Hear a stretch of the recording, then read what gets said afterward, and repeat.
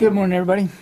Today we're very proud and very happy to welcome into the briefing room General Curtis Scaparrotti, the commander of U.S. forces in Korea. You know the general very well. The general's wrapping up a very big week here in Washington. Attended yesterday's security consultative meeting with our South Korean allies, and you were here yesterday. You saw what came out of that good, productive meeting.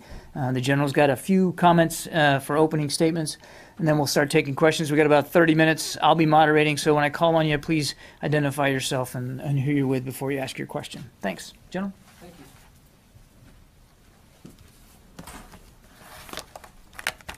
Well, good morning, everyone. I appreciate the opportunity to speak today. And on behalf of the soldiers, sailors, airmen, Marines, and the DoD civilians and their families that serve in Korea, thanks for attending the press conference today. The mission of the United States and Republic of Korea alliance is to deter aggression, and if deterrence fails, defend South Korea. We deter North Korean aggression by ensuring our forces are ready to fight tonight. Therefore, our focus is on readiness and sustaining and strengthening the alliance. The alliance's success in these areas, coupled with the determined efforts of the United Nations Command, sending states, provides stability on the Korean Peninsula and promotes economic prosperity for the region and the international community. In North Korea, Kim Jong-un remains in control of an isolated, authoritarian regime that's willing to use violence and threats of violence to advance its interests, gain recognition as a nuclear power, and secure the regime's survival. In recent years, North Korea has focused on development of asymmetric capabilities. These capabilities include several hundred ballistic missiles, one of the world's largest chemical weapons stockpiles, a biological weapons research program, and the world's largest special operations force, as well as an active cyber warfare capability. In violation of the United Nations Security Council resolutions, North Korea carried out its third nuclear test last year and significantly increased the frequency of no-notice ballistic missile launches this year. We are concerned that such events could start a cycle of action and counteraction, leading to an unintended, uncontrolled escalation. This underscores the need for the alliance to work together, to be vigilant, and to be ready to act. During this past year, we've worked closely with the South Korean military to develop the alliance's capabilities to address the evolving North Korean threat. Together, we've enhanced our readiness in the areas of combined and joint command, control, communications, computers, and intelligence, an alliance counter-missile defense strategy, and the procurement of precision-guided munitions, ballistic missile defense systems, and intelligence surveillance and reconnaissance platforms. This, coupled with the prudent deployment of additive Army and Air Force rotational forces to Korea, has enhanced the alliance's readiness posture and reinforced the U.S. commitment to the Republic of Korea. This week's Military Committee meeting, or the MCM, and the Security Consultative Meeting, or the SCM, have set the conditions for the alliance to transform and improve in the years to come. We are particularly encouraged by the signing of the Memorandum of Understanding on Wartime Operational Control, or the OPCON.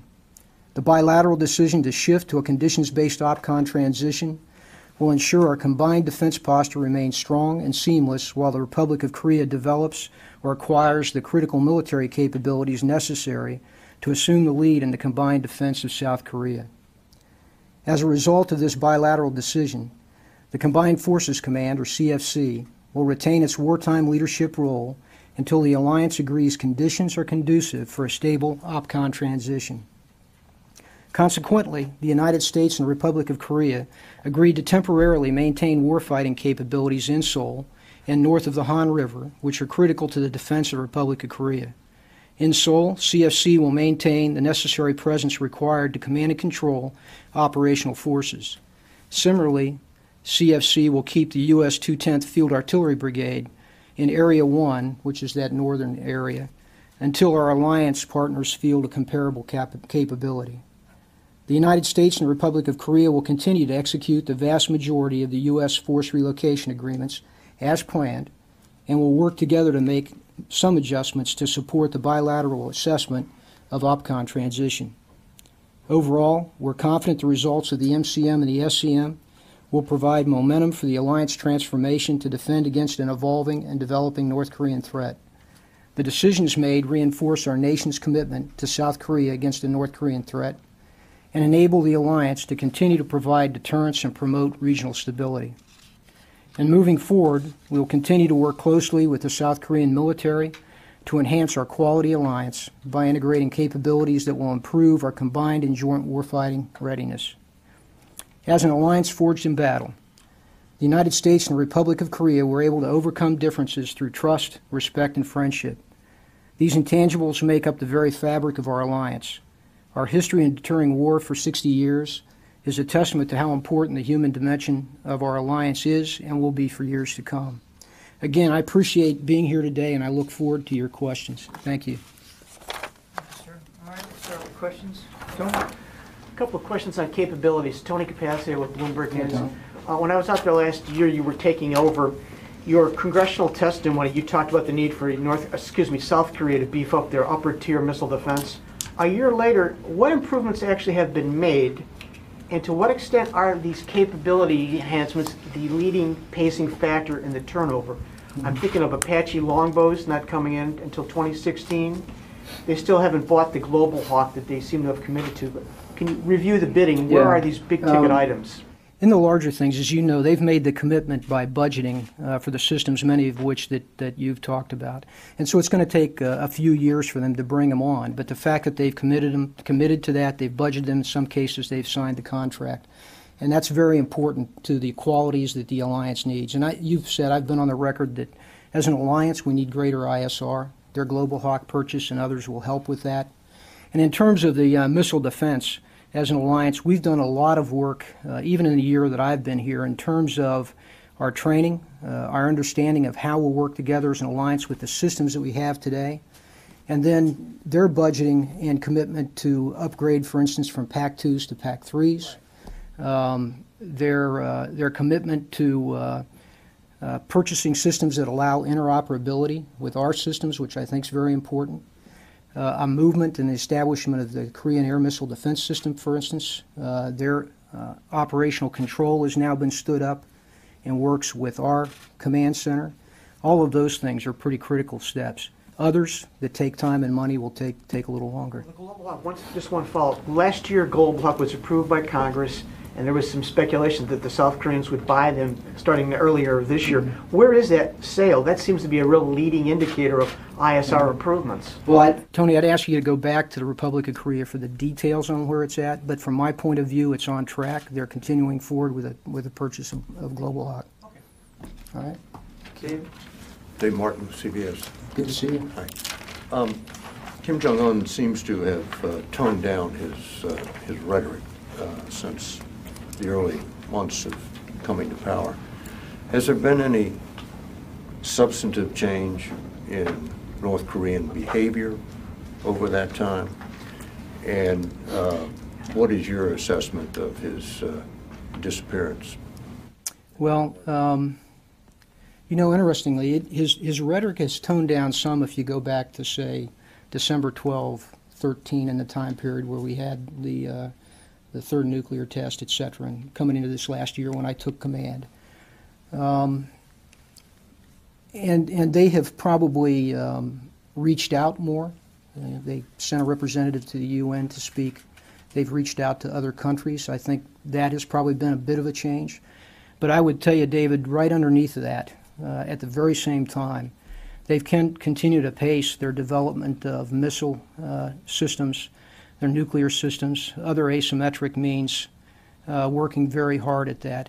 And then secondly, they've picked up what I would term are provocative actions in the Northwest Islands region and also along the DMZ. In the year here that I've been in command, we've had 10 missile events, which are violations of the UNSCR. They've been more aggressive along the DMZ and the Northwest Islands region. We've had several brush-ups there with rounds exchanged. So I'd say it's a little bit of both. Rhetoric down a bit, but and maybe a little more outreach, but probably a little greater provocation on the other side too. So simultaneously, right beside each other. In terms of Kim Jong-un, you know, it's very difficult to tell precisely what the health issue was. We believe it was a health issue. We know from photos that And what they told us, that he had some discomfort in walking, and we've seen him with a cane, since he came back out. I would tell you that today, as we've looked at what he's doing in the last week or two since he came back out into public view, he's back out checking construction sites, visiting military units, and probably approaching a schedule that's similar to what he had prior to his 30-some days of disappearance. Can I follow up on that? Yeah, go ahead, Courtney. Courtney Cubey with NBC News. So do you believe that he is still in charge of the country then, Kim Jong-un? I do. I think he's clearly in control of the country. And then you mentioned the significant increase in no notice missile launches. What exactly is your assessment for why he is doing that? And then can you give any more details about their active cyber warfare program? Well, first of all, on the missile side of this, he has a very clear developmental program for missiles. And as you know, he has a large number of close-range and short-range ballistic missiles, but he's working on medium, intermediate, and intercontinental. Most of those missile events were shorter range. We believe that he's got to continue to do some of this for just testing and development of his systems. Some of that is done in order to message to us, to the alliance, that he has a capability with mobile ballistic missile systems to move and fire from different areas. One of the things that we've seen this year is that he has stressed more realistic training in his forces, conventional and his rocket forces. And so we've seen some of the training that has been more realistic, and it's resulted in, I believe, some of these, the more frequent missile launches. And then the active cyber warfare program, if any specific? He does. I would say that in cyber, while it's not as advanced as some others internationally that we face, but he clearly is focused on developing his cyber capabilities. We've seen where he has had impact, obviously, in South Korea and their business and commercial entities. It's things like disruption of service, etc. But he's clearly developing a capability that in the future is going to go beyond that and provide a capability that we need to protect ourselves against and be concerned about. Go ahead, Joe. Hi, General. John Harper with Stars and Stripes. How far away is South Korea from developing the necessary command and control capabilities for the OPCON transfer to take place? And also, once the OPCON transfer does take place, what will the command structure be like? Will there still be a unified command structure with a South Korean general in charge, or will there be a separate U.S. command and a support role of ROK forces? Yeah, I'll take the second one first. I'm glad you asked it, because there's been various reviews of this in the media in the last month or two. Actually, as an alliance, what we've agreed to do is that today we're under a combined command, combined forces command. And as we go to an OPCON transition, we will remain in a combined command. That's one of the decisions that was made, not a bilateral command, but a combined one. And so essentially we will form a future command, yet to be named, that is organized in a similar fashion to Combined Forces Command, but obviously the commander will be a Republic of Korea 4-star and the deputy will be a U.S. 4-star. And then throughout the staff we'll have both ROK and U.S. officers populating the staff. And as you look at ours today, we have a specific number of staff that the primary is the lead. For instance, the operations officer in my command is U.S. and the deputy is ROK.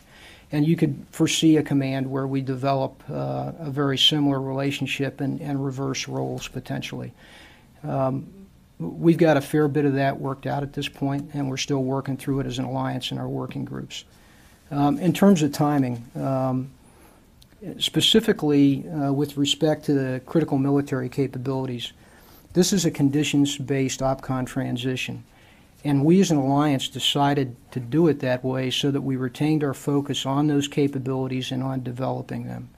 And so, I'm not, as a commander, focused on the timing of it necessarily, but we focus every day to try and develop each of those capabilities, obviously as quickly as we can as we move forward. And I personally think, as a commander, that's the proper focus to take. And in terms of the command and control, how much progress needs to be made on the South Korean side before the OPCON transfer can take place? They're a very modern force. And they have great capability, and they also have a country that's wired and has a tremendous capability that can feed their ability to establish these C4I systems. And they're doing that right now. They're producing a new C4 system, in fact, right now that's being linked with ours that will increase their capabilities in a pretty significant way, and also our interoperability. So I think they have the capacity to do this on a reasonable timeline, particularly given their country's capability and where they're at right now with us. So we'll go back here to Barb. General Scaparrotti, what's your assessment about when they can marry, the North Koreans can marry up the three critical components, a road mobile launcher, an intermediate to long-range missile, and a miniaturized nuclear warhead? Because that, people say, is the real problem, putting it all together. Right. They claim that they've done that already. They claim that they have an intercontinental ballistic missile that's capable. You know, they've paraded something at least a couple of times. Personally, I think that they certainly have had the expertise in the past. They've had the right connections. And so I believe they have the capability to have miniaturized a device at this point, and they have the technology to potentially actually deliver what they say they have. We've not seen it tested, and I don't think as a commander we can afford the luxury of believing perhaps they haven't gotten there. On a road mobile launcher, do you think they have a functioning road mobile launcher, a long-range functioning missile? I think they have a launcher that will carry it at this point. And very specifically, to make sure I understood, what is your assessment right now? You said they had the capability, but do they have a functioning, miniaturized nuclear device? I don't know that. I don't know that they do. What I'm saying is that I think given their technological capabilities, the times that they've been working on this, that they probably have the capabilities to put this together. I don't believe that they have. I don't know that they have at this point. And can I just follow up on a related matter? What's your assessment about what it would take to get the other Americans out of North Korea? Is there anything you can tell us about what your assessment about why the last American was let out and what it might take to get the rest of them out? Yeah, no, I really can't. That's really not something I deal with as a military commander. I think obviously, you know, the two citizens that are being held, we hope that the North Koreans will release them soon, as they should. And, you know, my thoughts and prayers are with them and their families until they do so. General, she's talking about the KN-06. Is that what you're referring to also, that missile? No, we call it a KN-08, I think. You know, it's our term for that. That's what you're that's what the That's what I'm exchanges talking about. KN-08. And let me be clear, I don't know that they have that capability. I'm just saying as a commander, I've got to assume they've had the capabilities to put it together. We've not seen it tested at this point. And as you know, for something that's that complex, without it being tested, the probability of it being effective is pretty darn low. But you think But, they know how to miniaturize? I believe they do. I'm not saying that I know that by any factual basis, but I believe they probably have the background to do this. Who gave them that information, do you think? Well, I don't know. I mean, they have proliferation relationships with other countries, Iran and Pakistan in particular. Phil? General Phil Ewing with Politico. I wanted to go back to the point you made about Kim Jong-un retaining control in the North today. And you know he had a health issue, which is why he was absent from public view for a while there. Was the control of the country ever in question, or was there any kind of political power struggle that you could tell? Or was it just him dealing with whatever this health issue was, and that's why he was gone from public view for that time? Yeah, you know, with what capacity we have to see North Korea and how they make decisions in their control, you know, we didn't see any discernible change that led us to believe that there was any instability or anything during the time that he was gone. What we can understand looked like very normal functioning of their government in the country at the time. We'll go over to you. Go ahead. General, I have one question. As you know that North Korea continued threatening South Korea with provocative actions to near DMZ or NLL. As your commander of Combined Forces Command in South Korea, so how do you deal with this provocative action from North Korea? Do you have any idea with the future action? I think one of the things is that we have, one, a very strong alliance. It's adaptable. That's part of the, this process that led us to the MCM and SCM, I think, is very important, because what we were actually doing is assessing the environment now and in the future and making the changes we need to make to provide a force that could deter against their provocation and was ready to defend now and in the future. So we have a capability of doing that. Secondly, our training, and in particular the exercises that we do several times during the year, are very important to this, because that is how we ensure that we refine our abilities to operate together, to conduct the operations that we would have to have. And it also is very clearly a deterrence to North Korea, because it demonstrates to them our capacity. So it's immediately U.S. action to North Korea is capability. I'm sorry, I'm not sure your question. If, instead of in North Korea as fired near the DMZ, what would you operation for the to pay back to North Korea? Well, see, first of all, I would look at the provocations from a desire to maintain stability along the DMZ and the NLL, first of all. And so our response has got to be based on, our requirements to maintain the armistice and to maintain stability in the region. I think that to this point, it's been handled well. We've had, a number of provocations in the NLL and along the DMZ, and we had been able to be prepared. We've been ready to defend. The ROCs in particular have responded appropriately, and they didn't escalate. And that's really what we want. We don't want an escalation. And frankly, I'm not sure, I don't believe that North Korea actually wants an escalation either. I think they're being provocative to increase tensions. And they tend to do that at a time like right now, because they've just had some high-level talks. They expect more perhaps here by the end of the month. And it's just a part of their cycle of dialogue and provocation. We have time for just a couple more.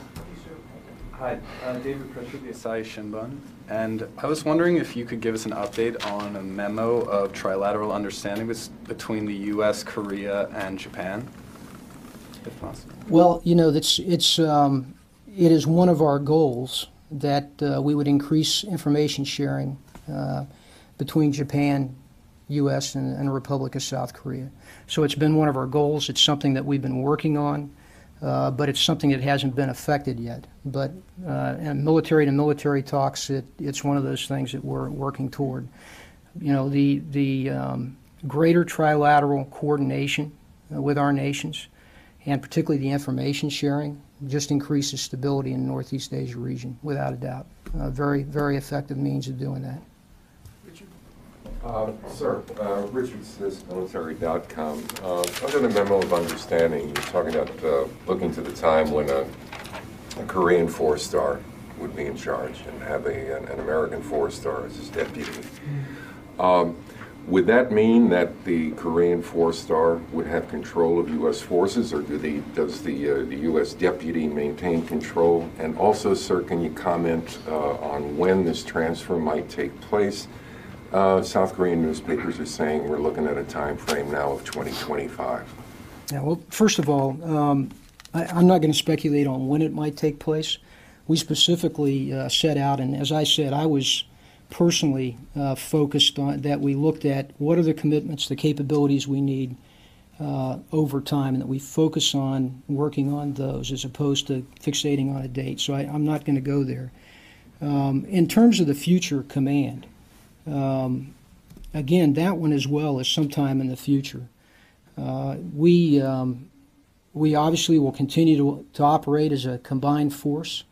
We'll have forces under operational control of a ROC general officer at that point, but as we have operated normally, we have U.S. general officers in charge of the U.S. forces as a subcomponent, et cetera. So we've done this before, and it's not going to be anything new. A U.S. general would always be in charge of U.S. forces. They would be, yeah, and U.S. Officers leading U.S. forces, much the same as we've done in other places around the world. This will be the last one. General Marcus Weisberger with Defense One. Wanted to ask you about the A-10 attack jet. As you know, the Air Force has proposed to retire that plane. It's, I believe, Korea is the only permanent active duty overseas base for the A-10.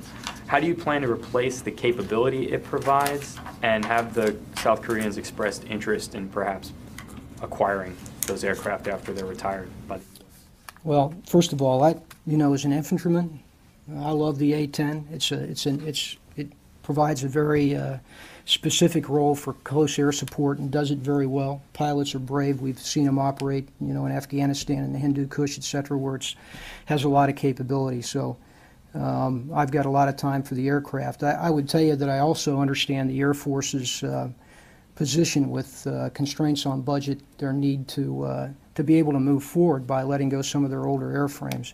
And as an infantryman, I also know and have seen this work in Afghanistan, where we've worked without A-10s and had precision fires that provided close air support by their other platforms. So that's my position on it. I understand the Air Force's position that they're in, and of course that's their decision to make. And I'm confident that I'll get the close air support from the Air Force if I don't have an A-10 there. Thanks, everybody. Appreciate it. All right. Thank you for your time today. I really appreciate you coming out. I would say that I also appreciate the alliance. It's a strong alliance, an adaptable alliance, and a very unique one because of our background. And personally want to say that I appreciate what our soldiers, sailors, airmen, and Marines every day, their families in particular, our DoD civilians do a long way from home. It's a long flight over there, and from their families. And on freedom's frontier, and in a place where we've got a real and present danger that is right on the DMZ and 30 miles from their capital. So thank you very much for your time today.